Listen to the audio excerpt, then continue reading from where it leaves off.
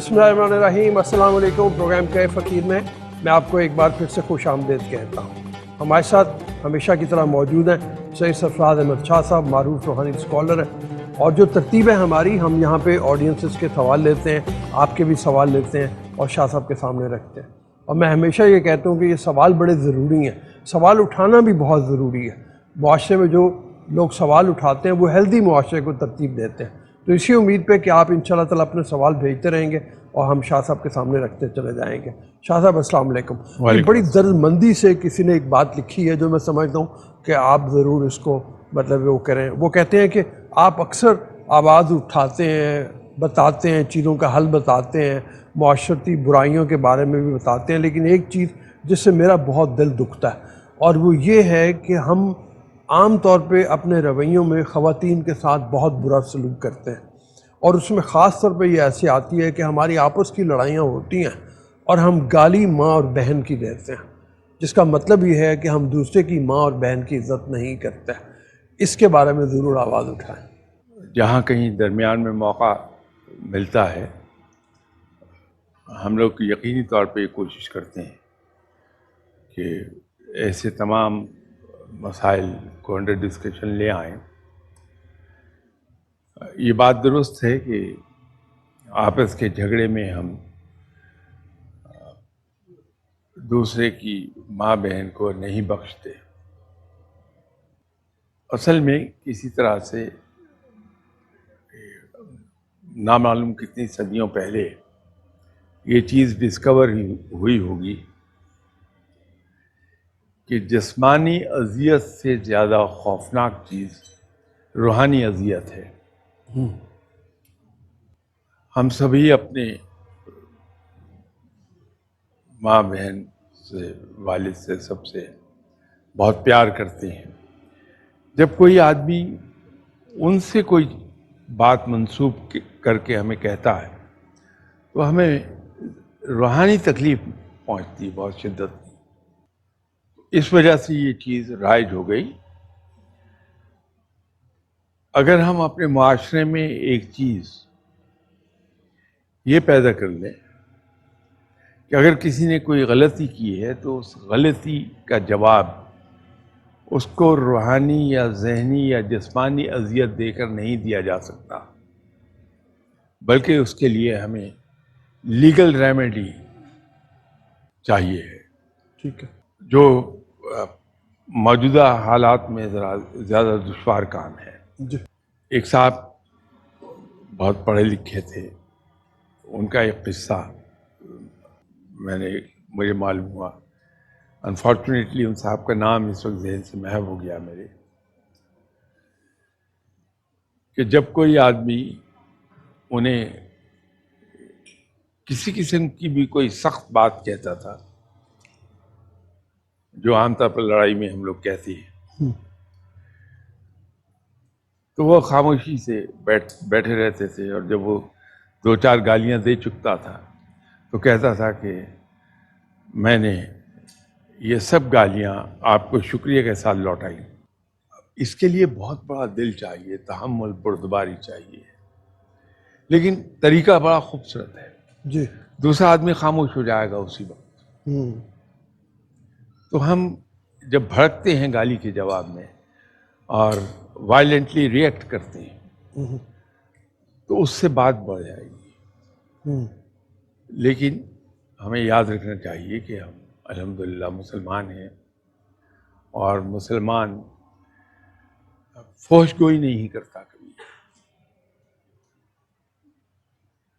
कभी वह ऐसी बातें नहीं कहता जो मयार से गिरी हुई हों। गुस्से में भी उसकी गुफ्तगू एक सर्टेन मयार पे रहती है। ये रवैया जो है तो मनफी, आपने जैसे कहा, मतलब ये नहीं होना चाहिए।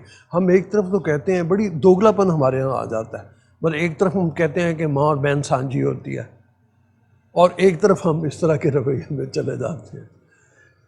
जैसे मैंने अर्ज किया कि मकसद किसी इंतहा दर्जे की उसको तकलीफ पहुंचाना, किसी के रिश्ते को पॉइंट आउट नहीं कर रहे होते हैं, किसी रिश्ते पर उंगली नहीं उठा रहे होते, در حقیقت ہم اسے اذیت دے رہے ہوتے ہیں، ذہنی یا روحانی.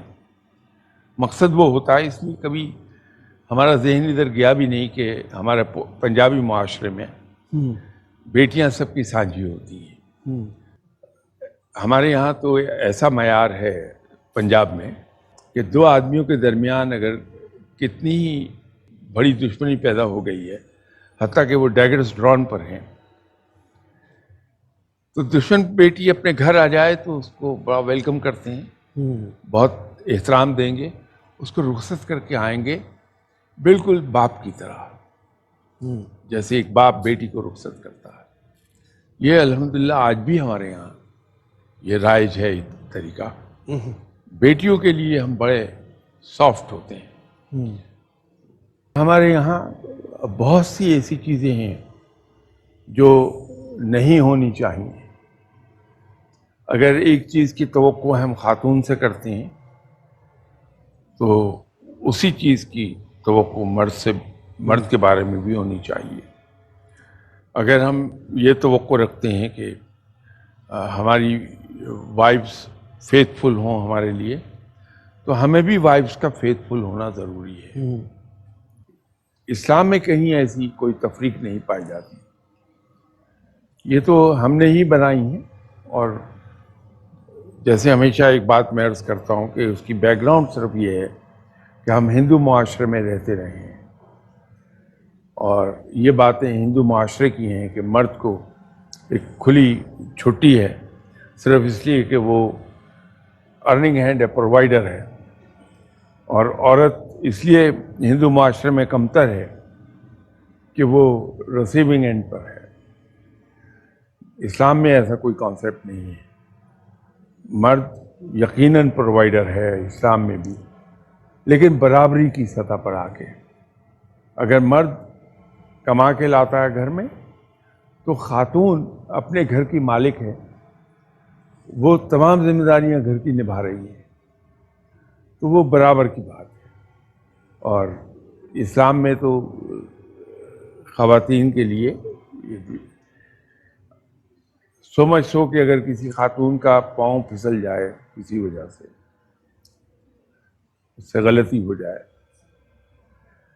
تو اس پر بھی خاوند کو پہلے اسے پیار سے سمجھا دینا چاہیے. گرچہ ہمارے معاشرے کی نظر میں وہ بہت بڑی غلطی ہے، گناہ ہے بہت بڑا کہ عورت کا پاؤں پھسل گیا، لیکن اسلام یہ کہتا ہے کہ اس کو پیار سے سمجھا دو. اگر وہ باز آ جائے تو پھر معاملہ وہیں ختم ہو گیا. مرد کی زبان پر دوبارہ نہیں آنا چاہیے کہ تم سے یہ غلطی ہوئی تھی.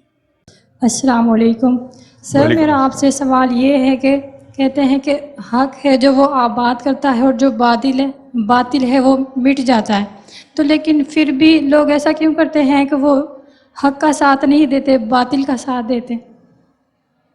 صرف یہی ایک ہمارے اندر کمی نہیں ہے، اور بہت سی چیزیں ہیں. جبکہ ہم سے پوچھ گچھ ہمیں سب کو معلوم ہے، ایسا نہیں کہ پتہ نہیں، سب کو معلوم ہے کہ ان باتوں پر یوم حساب پوچھ گچھ ہوگی، لیکن ہم ادھر توجہ نہیں دیتے. شاید اس کی ایک وجہ یہ ہے کہ ہمارے دین کی جو تعلیم، جس کی ترویج ہو رہی ہے، وہ صرف اور صرف ہمارا تمام تر زور دین کا ایک حصہ جو عبادات پر مشتمل ہے، لیکن وہ حصہ جو بہت بڑا ہے، معاملات سے متعلق ہے ہمارے، اس پر ہم زور نہیں دیتے. اگر ہم اس کی ترویج کریں، مسلمانوں کے یہاں، آپ چونکہ ماس میڈیا کے لوگ ہیں، مسلمانوں کے یہاں سب سے بڑا ماس میڈیا مسجد کا ممبر ہے. جی بالکل. وہاں سے ہم ہر طرح کی اوپینین فارم کر سکتے ہیں. کچھ موقعوں پر ماضی میں ہوا بھی ہے. اگر ہم ممبر کو استعمال کریں اور اس میں ہم جو یہ حقوق العباد ہیں، جس کو میں معاملات کا نام دے رہا ہوں، اس پر لوگوں کو انفارمیشن دی جائے کہ ہمارے ساتھ کیا کیا ہو جائے گا، تو ہمارے رویوں میں تبدیلی آ جائے گی. ہم رب سے لوگوں کو ڈرائے نہیں، کیونکہ ڈر کے آدمی دور بھاگتا ہے. ہم لوگوں کو رب کی طرف بلائیں. رب تعالیٰ کی ایک بہت بڑی صفت جو دوسروں سب کو انکمپاس کیے ہوئے ہے، وہ ہے اس کا رحیم و کریم ہونا، اس کا مہربان ہونا. جی بالکل. یہ پہلو اگر رب تعالیٰ کا ہم اجاگر کرنے لگیں تو لوگ رب کے عشق میں مبتلا ہونا شروع ہو جائیں گے. اور ایک بار جب عشق میں مبتلا ہو جائیں گے تو پھر رب سے انہیں یہ ڈر رہے گا، اس سے خوفزدہ نہیں ہوں گے رب سے، اس سے ملنے کی خواہش دل میں پیدا ہوگی. لیکن ایک چیز یہ آ جائے گی کہ وہ رب جس سے ہم عشق کرتے ہیں، جس سے ہم پیار کرتے ہیں، وہ ہم سے روٹھ نہ جائے. یہ خوف ہمیں سیدھی راہ پہ رکھے گا، اور وہاں پھر ہم رب تعالیٰ کے چھوٹے سے چھوٹی بات، بڑے سے بڑے حکم کو ہم فالو کریں گے in true letter in spirit. یہ جو باہر کے ملکوں میں ویسے شکاگو مطلب کے حوالے سے بات کر رہا ہوں، وہاں جب میں پچھلی بار گیا، اس سے پہلے بھی جو اتفاق ہوا ہے، مسجد کو انہوں نے ایک کمیونٹی سینٹر بنا دیا ہوا ہے کہ ان کے بچے کھیلتے بھی وہاں ہیں، آ کے ساتھ گراؤنڈ بنا دیا، اندر ان کو اگر ایکسٹرا اسٹڈی کرنی ہے وہ بھی وہاں پہ موجود ہے، ایون تقریبات بھی وہاں پہ منعقد کرتے ہیں. تو میرے خیال میں وہ اگر ہو جائے تو پھر یہ ہے کہ وہ ہر کام کے لیے وہاں پہ آئیں گے اور زیادہ بہتر گائیڈنس لے پائیں گے. نہیں، اسلام میں مسجد کا مقام کمیونٹی سینٹر کا ایسا ہی ہے. میں ایگزیکٹلی کمیونٹی سینٹر تو نہیں کہوں گا، لیکن کمیونٹی سینٹر کا سا ہے.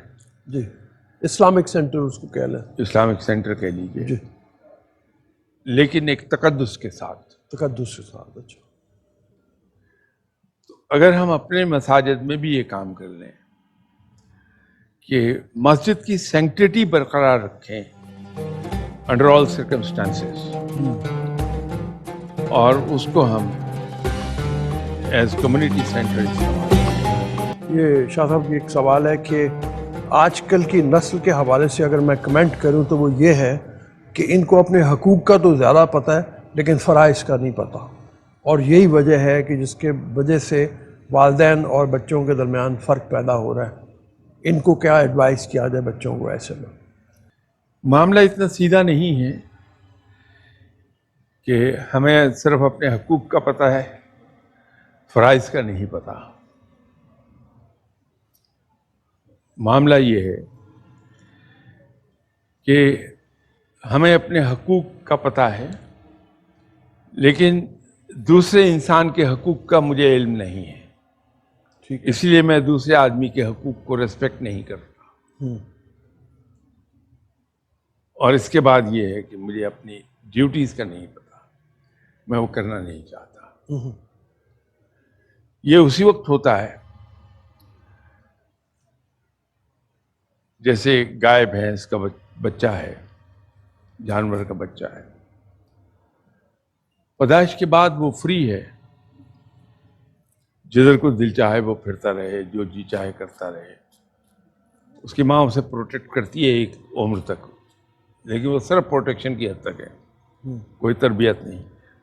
نتیجہ یہ ہے کہ وہ سیکھ کچھ نہیں پاتا.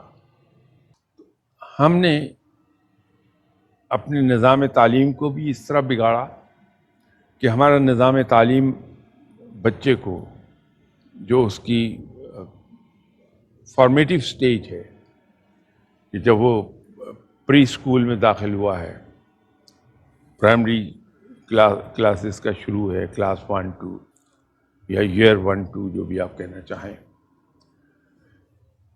وہاں پہ کبھی ہم تربیت نہیں دیتے بچے کو. کہ معاشرے میں آپ کے حقوق کیا ہیں اور آپ نے ان کی حفاظت کیسے کرنی ہے، اور دوسرے آدمی کے حقوق کیا ہیں اور دوسرے آدمی کے حقوق کو ریسپیکٹ ہم نے کیسے کرنا ہے. اور یہ چیز ڈیمونسٹریٹ ہوتی ہے ہمارے سوشل رویوں میں. ہم کتار بنانے میں بلیو نہیں کرتے، وہاں ہم ایلبو کا استعمال کرتے ہیں. ہم اپلائی کرتے ہیں کہ جو اتنی ہم تنقید کرتے ہیں اپنے یہاں کے سسٹم پر. آپ امریکہ میں ایجوکیشن کے لیے رہتے رہے ہیں، آپ اپلائی کرتے ہیں کہ میرے گھر میں ٹیلی فون لگنا ہے. ٹیلی فون کمپنی کو آپ نے ٹیلی فون اٹھایا اور کال کیا کہ بھائی مجھے ایک لینڈ لائن کنیکشن چاہیے. مل جائے گا. کب ملے گا connection? Okay hold on let me check. اس کے بعد اوکے نیکسٹ منتھ 25 تو ہمارا آدمی آپ کے گھر آ جائے گا. صبح 9 سے 5 بجے کا ٹائم ہے. اب آپ ایک لفظ نہیں بولیں گے. Okay thank you, telephone بند. یہاں پر اگر کوئی یہ مجھے کہہ دے، اس نے تو نیکسٹ منتھ 25 دے دی مجھے، اوور اے منتھ ٹائم ہے اس میں، تو میں نے خاموشی سے ٹیلی فون بند کر دیا. یہاں کوئی مجھے کہہ دے کہ سوری جی میں پرسوں آپ کو کنیکشن دے دوں گا، تو میں فوراً کہوں گا نہیں بھائی اس کو ذرا جلدی کرو یار، آج نہیں ہو سکتا. وہ کہہ رہا ہے کہ نہیں صاحب میرے پاس پہلے سے لوگوں کے نام ہیں، لسٹ ہے میرے پاس، تو ارلیسٹ میں پرسوں دے سکتا ہوں. کہ نہیں دیکھو یار میں تمہاری فیس پے کر دوں گا، مجھے ابھی دے دو کنیکشن. اب اس میں اس کا قصور نہیں ہے، قصور میرا ہے کہ میں نے اس کو فورس کیا ہے کہ میں تمہیں ایکسٹرا پیمنٹ دیتا ہوں تم کر لو. تو ہم سسٹم کو قبول بھی نہیں کر رہے. اب مجھ سے پہلے جن لوگوں کی اپلیکیشنز آئی ہوئی ہیں وہ ان کا حق ہے، میں اس کو ریسپیکٹ نہیں کر رہا. اسی طرح اور چیزوں میں آپ کو نظر آئے گا کہ وہاں کوئی آدمی ایلبو کا استعمال نہیں کرتا ہے، اپنی باری کا انتظار کرتا ہے ہر معاملے میں. تو یہ اسی وقت ممکن ہوتا ہے جب ہم بچے کے فارمیٹیو سٹیج پہ، وہ پری اسکول اور ایئر 1 اینڈ ایئر 2، اس میں ہم انہیں یہ سکھانا شروع کر دیتے ہیں. جب ہم ہاتھ پکڑ کے اس کا ماں باپ کے ساتھ بچہ جا رہا ہے فٹ پاتھ پر، تو کسی کے سامنے آ رہا ہے میرے ایک طرف آ جائے، ان کا رائٹ آف وے ہے. بس پہ بچہ پہلے چڑھنے کی کوشش کرتا ہے تو ماں باپ اس کا ہاتھ پکڑ کے نو بیٹا ان کا پہلے حق ہے، یہ ہم سے پہلے کے کھڑے ہیں. یہ چیزیں بچے کے ذہن پر امپرنٹ ہو جاتی ہیں، وہ ایسا نقش ہوتی ہیں اس کے ذہن پر، ساری عمر اس کو ڈرائیو کرتی ہیں. یہ میرا خیال ہے کہ ہمیں نئے سرے سے ان چیزوں کو ایگزامن کر کے ان کو اب پلیس کرنا چاہیے 1 by 1، تاکہ یہ چیزیں ہم میں سے نکل جائیں. بالکل ٹھیک ہے جی. ہاں جی، کس کے پاس مائک ہے؟ السلام علیکم سر. میرا سوال یہ ہے کہ سر آج کل جو لڑکیاں بائک چلا رہی ہیں تو ان کے پیچھے ان کو چھوڑنے لڑکے جاتے ہیں، ان کا پیچھا کرتے ہیں، اور کچھ کہہ دیں ان لڑکوں کو تو وہ یہی کہتے ہیں انہیں کس نے کہا ہے بائک چلائیں، گھر رہیں. ایسے لڑکوں کو آپ کیا نصیحت کریں گے کہ وہ اپنی ذہنیت تبدیل کریں؟ اس کے لیے قانون موجود ہے، ہمیں قانون کی مدد لے لینی چاہیے. تو آہستہ آہستہ ہم عادی ہو جائیں گے. ہمارے پڑوس میں مشرق میں جو ملک ہے، اس کے بہت سے شہروں میں آپ کو ایک بہت بڑی اکثریت ہے فیمیلز کی جو موٹر سائیکل رائڈ کرتی نظر آئے گی. وہاں ایسی پرابلم نہیں آتی. ہم ہچکچاتے ہیں خود بھی اپروچ کرتے ہوئے قانون کو. ہمارے یہاں کسی انسان کے معزز ہونے کا معیار بدل گیا. ایک زمانے میں معیار یہ تھا، اور زیادہ دیر کی بات نہیں ہے، 50 سال پیچھے چلے جائیے تو کسی بھی انسان کا معزز ہونے کا ثبوت یہ تھا کہ اس کی مورل ویلیوز بڑی اچھی ہیں، وہ متقی ہے. لیکن with in 50 years with the passage of time آہستہ آہستہ چیزیں تبدیل ہوتی ہیں، اور اب معیار بالکل مختلف ہو گیا کہ وہ آدمی معزز ہے جس کے پاس دنیاوی مال و زر زیادہ ہے. یہ نہیں ہونا چاہیے تھا. اس میں ایک بات نے اور رول پلے کیا ہے،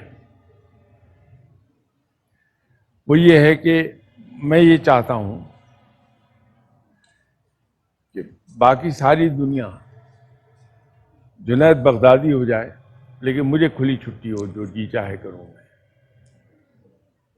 اس نے دوہرا معیار پیدا کیا ہے. اگر میں سنت پہ عمل کر لوں تو کوئی بھی بات کسی کو کہنے سے پہلے اپنی ذات پہ اسے اپلائی کر لوں تو معاملات بڑے درست ہو جائیں گے. اور کبھی آپ یہ نہیں دیکھیں گے کہ کوئی فقیر یا درویش کسی دوسرے کو برا کہہ دے. آپ اس سے ایک سوال کیجئے کہ فلاں صاحب کیسے ہیں. اگر وہ نہ بھی ان کے بارے میں کوئی رائے دینا چاہے تو بڑی خوبصورتی سے آپ کو کہہ دے گا کہ صاحب یہ تو مجھے نہیں پتا وہ کیسے ہیں، لیکن ایک بات مجھے پتا ہے، وہ مجھ سے بہرحال بہتر ہے. فقیر کو ہر آدمی اپنے سے بہتر دکھائی دیتا ہے، اس لیے کہ فقیر کی نظر اپنی ذات کی خامیوں پر ہے. تو اگر یہ رویہ ہم نے اپنا لیا تو معاملات پھر دوبارہ جی السلام علیکم. وعلیکم. مائی نیم از شعیب احمد. سر میرا کوشچن یہ ہے کہ سوسائٹی کے اندر جو ہے suicide rate day by day increase ہوتا چلا جا رہا ہے، تو سر اس کے پیچھے کیا ریزنز ہیں اور ہم اس پہ اوور کم کیسے کر سکتے ہیں؟ اس کے 2-3 فیکٹرز ہیں. ایک تو جب ہماری خواہشات حد سے بڑھتی ہیں تو لازمی بات ہے وہ پوری نہیں ہوگی. جب ہماری خواہشات پوری نہیں ہوتی تو فرسٹریشن پیدا ہوتی ہے. دوسری بات یہ ہے کہ اگر ہم بے صبر ہو جائیں اور یہ بھول جائیں کہ قدرت نے ہر چیز کا ایک جسٹیشن ٹائم رکھا ہے، وہ اسے لینا ہی لینا ہے. آپ نیا گھر بناتے ہیں، اب ہر شخص کو نئے گھر میں شفٹ ہونے کی جلدی ہے، لیکن اسے ڈیزائن ہونا ہے، اس کی کنسٹرکشن ہونی ہے، اور کنسٹرکشن میں بھی سول انجینئرنگ کے اصول کے مطابق دیوار کو ایک دن میں ایک سرٹن ہائٹ سے زیادہ آپ نہیں بنا سکتے. تو اس نے اپنا ٹائم لینا ہے، یہ اس کا جسٹیشن پیریڈ ہے. ہم کتنی ہی اس کو تیز کریں عمل کو، لیکن وہ منیمم ٹائم وہاں رہے گا، سے رہنا ہے. تو اسی طرح ہماری جو خواہشات ہیں، میری خواہش یہ ہے کہ میں فوراً ہی ماسٹر کر جاؤں، ماسٹرز ڈگری لے لوں، لیکن مجھے ہر حال میں 18 ایئرس آف ایجوکیشن مکمل کرنے ہیں. اس کے بغیر مجھے ڈگری نہیں مل سکتی ہے. اب یہ اس کا جسٹیشن پیریڈ ہے. تو ہمارے اندر جب صبر ختم ہو گیا تو ہم یہ وقت الاؤ نہیں کرتے چیزوں کو. جب الاؤ نہیں کرتے ہیں لاشعوری طور پر تو ہمارے اندر فرسٹریشن پیدا ہوتی ہے. تیسری چیز یہ ہے کہ ہمارے اندر کمپٹیشن پیدا ہو گیا. اگر مسابقت پیدا ہو جائے تو وہ صحت مند ہے. وہ ہمیں ایڑ لگاتی ہے کہ ہم ایفرٹ کریں اور دوسرے کی طرح ایک خاص مقام پر آ جائیں. لیکن کمپٹیشن میں ہم اس طرف نہیں جاتے کہ وہ آدمی محنت کر کے یہاں تک پہنچا, ہم بھی محنت کر کے یہاں تک پہنچے. اس کو اس مقام تک پہنچتے ہوئے 30 ایئرز لگ گئے تو میں کوشش کروں گا کہ میں 25 ایئرز میں پہنچ جاؤں. یہ صحت مند رویہ ہے. لیکن جب ہم یہ کہتے ہیں کہ وہ ایسا کیوں ہے, میں ایسا کیوں نہیں ہوں, یہ غیر صحت مند چیز ہو گئی. ایک اور بات یہ ہے کہ ہمارا چیزوں کو دیکھنے کا نقطہ نظر وہ ٹھیک نہیں ہے. یہ سوسائل ٹرینڈ جو ہے یہ انفرادی سطح کا ہے, یہ اجتماعی سطح کا ہے. پورا معاشرہ بھی مطلب ایک خودکشی کی اس میں چلا جاتا ہے اگر خرابیاں بہت بڑھ جائیں تو. دیکھیے پورا معاشرہ تو شاید یہ ایک سویپنگ سٹیٹمنٹ ہو جائے گی. سارا معاشرہ ایسا نہیں ہے, لیکن ایک بڑی اکثریت ضرور آپ کہہ سکتے ہیں کہ اب اس لائن پر چلی گئی ہے. کیونکہ اگر سارا معاشرہ ایسا ہو جائے تو گاڑی چل نہیں سکتی ہے. ٹھیک. اور another 20% reasonably honest, ٹھیک ہے. 60% اس زمرے میں نہیں آتی. اسی طرح کام کاج کے لحاظ سے آفیسز میں 20% لوگ ایسے پائے میں نے جو پوری تندہی سے کام کرتے ہیں, اور باقی 80% are just passengers.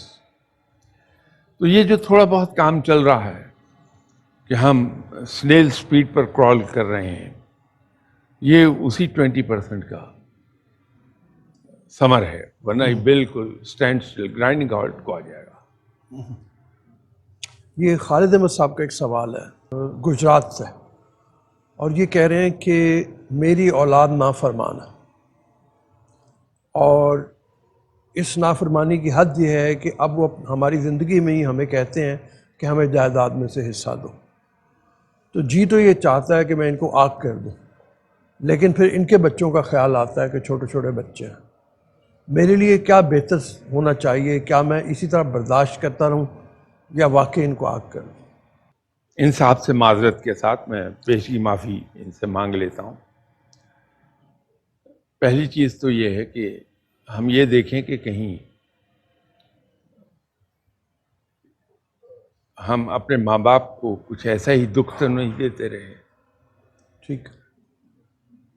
سملر نہ صحیح, لیکن دوسرے اور معاملات میں کہیں دکھ تو نہیں دیتے رہے. تو 99.9% امید یہی ہے کہ اس کا جواب ہاں میں آئے گا. اسٹیپ 1 یہ ہے. اسٹیپ 2 یہ ہے کہ اسلام آگ کرنے کی اجازت نہیں دیتا. اسلام میں آگ کا کانسیپٹ نہیں ہے. نہیں ہے. اچھا. تو وہ تو خیال ذہن سے نکال دیجئے. جب یہ ایکسٹریم کی سوچ آپ کے ذہن سے نکل جائے گی تو آپ کی تھنکنگ کچھ ریشنل ہو جائے گی. بہت سی چیزیں ایسی ہوں گی جن کو مان لینے میں کوئی آپ کا نقصان نہیں, کوئی حرج نہیں. تو یہ اپنی اولاد کا حق سمجھ کے اسے مان لیجئے.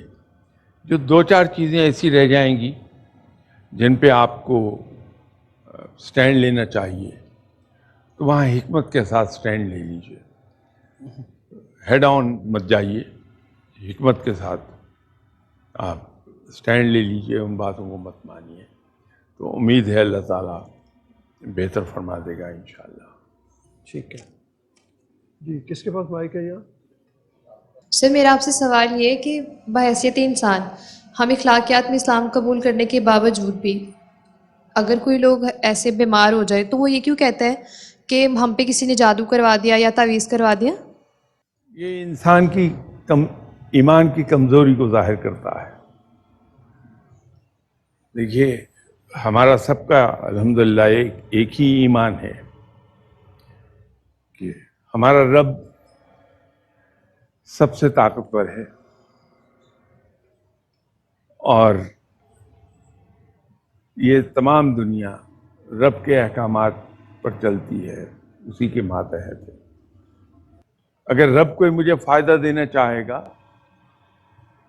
تو کوئی روک نہیں پائے گا، اور اگر رب مجھے فائدہ نہیں دینا چاہے گا تو ساری دنیا مل کے بھی مجھے فائدہ نہیں دلوا سکتی. کسی میں یہ ہمت نہیں کہ میرا رزق جو رب مجھے دینا چاہتا ہے اسے باندھ دے، یہ شرک ہو جائے گا. اور کسی میں یہ ہمت نہیں ہے کہ میرا رب اگر مجھے صحت مند رکھنا چاہتا ہے تو جادو کے ذریعے بیمار کر دے، ایسا نہیں ہوگا. باقی اگر کبھی یہ شک ہو جائے تو اب رب تعالیٰ نے اس کا حل بتایا ہوا ہے کہ جو چاروں کل کہلاتی ہیں صورتیں پڑھ کے اپنے اوپر خود دم کر لیں تو اپنی ذات کی تسلی ہو جائے گی. تو ویسے رب کو ہمیں مالک کل ہی سمجھنا چاہیے. بڑی مہربانی شاہ صاحب، تھینک یو ویری مچ. آپ لوگوں کی آمد کا بھی شکریہ. ہمارے پروگرام کا وقت اب ختم ہو رہا ہے. اگلے پروگرام میں انشاءاللہ تعالیٰ پھر حاضر ہوں گے. آپ اسی طرح اپنے سوال بھجواتے رہیے، ہمیں اپنی فیڈ بیک سے بھی ہمیں آگاہ کیجیے گا، اور انشاءاللہ تعالیٰ ہم آپ کو آپ کے سوالوں کے جواب دیتے چلے جائیں گے جس طرح سے ابھی دے رہے ہیں. ابھی کے لیے اجازت. اللہ حافظ.